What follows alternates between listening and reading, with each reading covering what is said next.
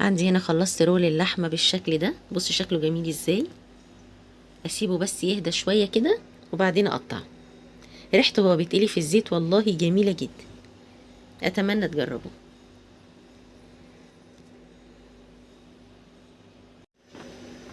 السلام عليكم ورحمة الله وبركاته، والصلاة والسلام على أشرف المرسلين سيدنا ونبينا محمد وعلى آله وأصحابه أجمعين.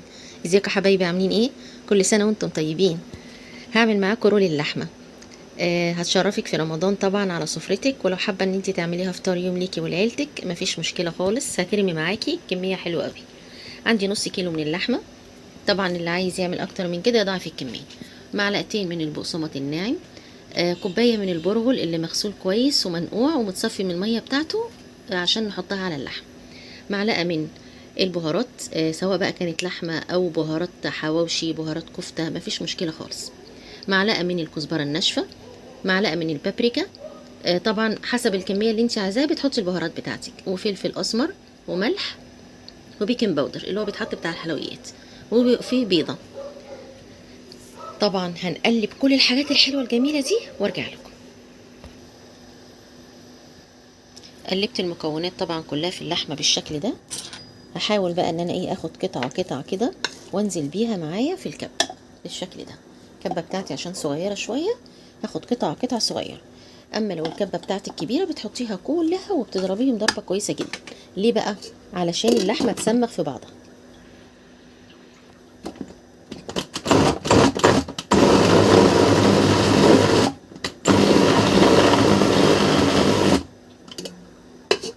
المرحلة دي تبصي تشوفيها، لو بقت بالشكل ده لسه البرغل ما اندمجش مع اللحمة قوي، تضربي فيها لحد ما كل الحاجات في بعضها تسمغ. يعني ايه تسمغ؟ يعني تمسك في قلب بعض عشان لما نيجي نعمل الرول يبقى كويس. عندي هنا خلاص ضربتها كلها بالشكل دوت في الكبة عشان تسمغ بالشكل ده. حاولي لما تجيبي اللحمة المفرومة يبقى فيها نسبة كده من الدهون، عشان لما تيجي تعمليها رول اللحمة تبقى حلوة وطعمها حلو. ان الدهون بتعمل طعم حلو قوي في اللحوم يا جماعة. اما لو اللحمة بتاعتك ما فيهاش نسبة من الدهون، ممكن تحطي معلقة زبدة او معلقة سمنة او شوية زيت، مش مشكلة. واللي بيحب طبعا طعم اللية في الاكل ممكن يحط حتة لية كده يبشرها فيها بس. طبعا عشان تقدري تشتغلي فيها تحطي في ايدك شوية زيت عشان نقدر ان احنا نحطها في الكيس الحراري او في ورقة الزبدة والورق الفويل.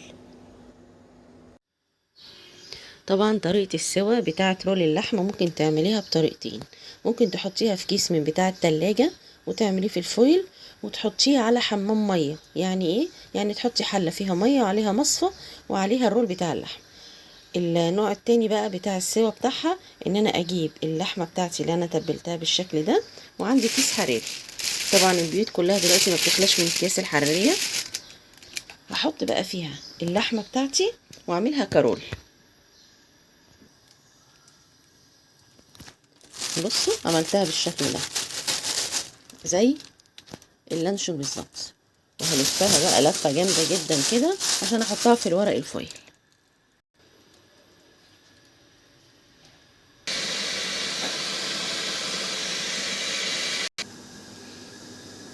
عندي حله على النار فيها ميه سخنه بتغلي، وهنزل بالرول بتاعي بالشكل ده. لو ما عندكيش حله تاخد الرول كله بالشكل ده، حاولي تعملي 2 رول، يعني 2. مش تقسميه من النص كده، لا تعملي 2.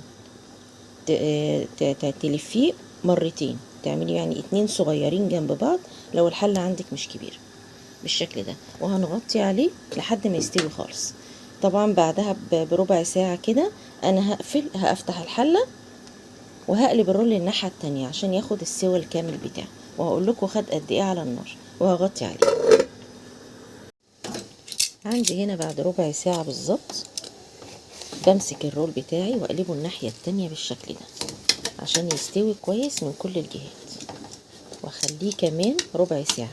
ولو حاسة ان المية قلت عليه شوية ممكن تحطي عليه شوية مية سخنة عشان يغطي الجزء ده من الرول.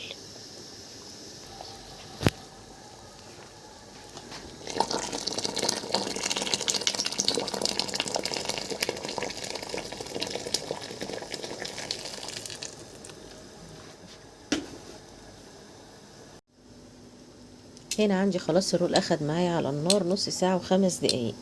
اول ربع ساعة خليتها على جنب، وبعدين قلبتها كمان 15 دقيقة، وبعدين خليتها كمان 5 دقايق على الناحية التانية. يعني كل الرول اخد مني بالظبط نص ساعة و5 دقايق.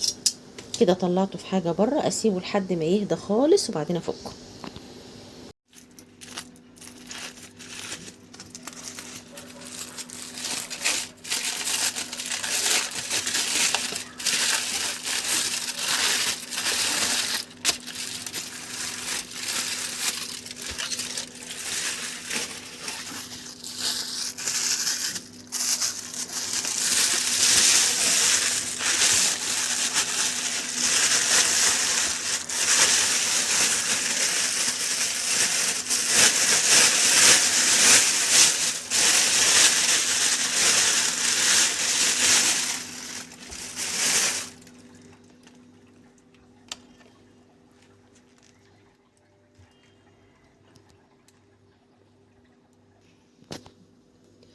طبعا بعد ما فكيناها من الورق بتاعها اللي قلتلكوا عليه، اللي هي الكيس الحراري، وبعدين ورق الفويل، وحطيناها اتسلقت فتحناها بالشكل ده.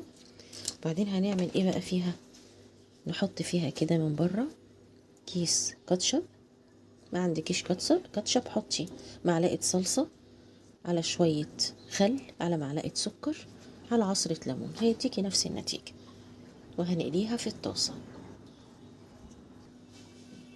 حطيت طبعا جريل على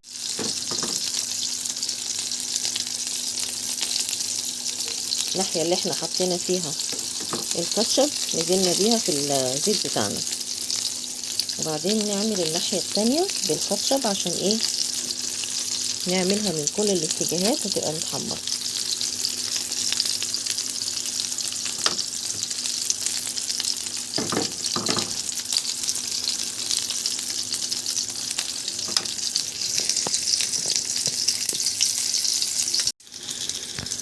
هنا اخد معايا لون حلو قوي على كل ناحيه كده، بسيبه شويه.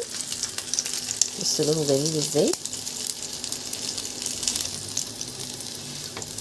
تفضلي كده تقلبي فيه لحد ما تخلصيه خالص بالشكل ده.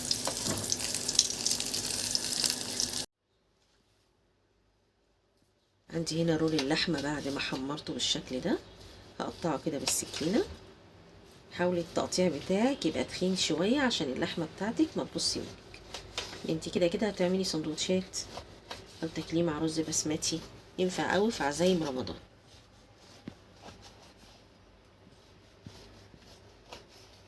بصوا القطعه عامله ازاي.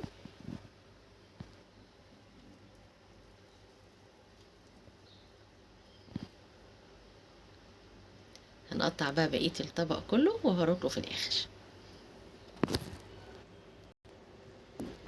كده عندي خلاص قطعتها. بصوا بالشكل دوت، ممكن تنفع معاكي على سفرة رمضان، سفرة ليكي انتي وولادك، كده تمام قوي. عندي هنا بقى انا جبت كايزر، ممكن تعمليه تاكليه بعيش بلدي او تحطيه مع رز بسمتي زي ما انتي حابه. انا جبت كده عندي الكايزر وحطيت فيه اللحمه بالشكل ده.